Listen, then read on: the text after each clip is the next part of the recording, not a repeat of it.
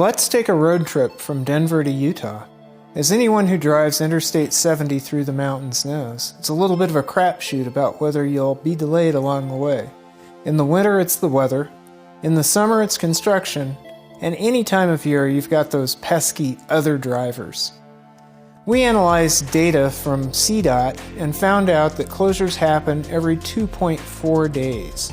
Out of nearly 600 incidents during the last 4 years, the median closure length was just over an hour. We thought that was pretty good, but CDOT said that it's unacceptable.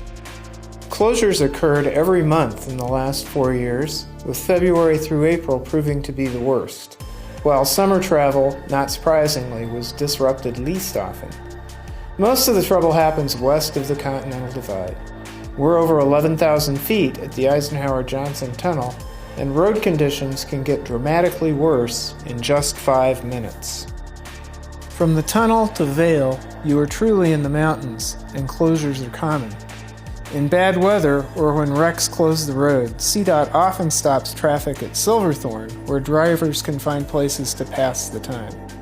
We always feel better when we cross Vail Pass on this drive.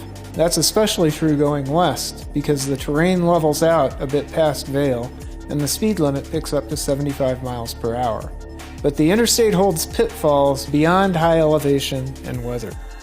After we zoom past Edwards and the big truck parking lot at Dotsero, we're approaching the Glenwood Canyon, site of a massive rock slide this February that closed I-70 for both directions for nearly a week.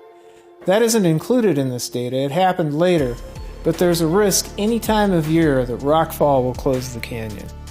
Some of the longest closures come from police investigations, such as an officer-involved shooting in February 2015 west of Glenwood Springs that closed the road for nearly 5 hours.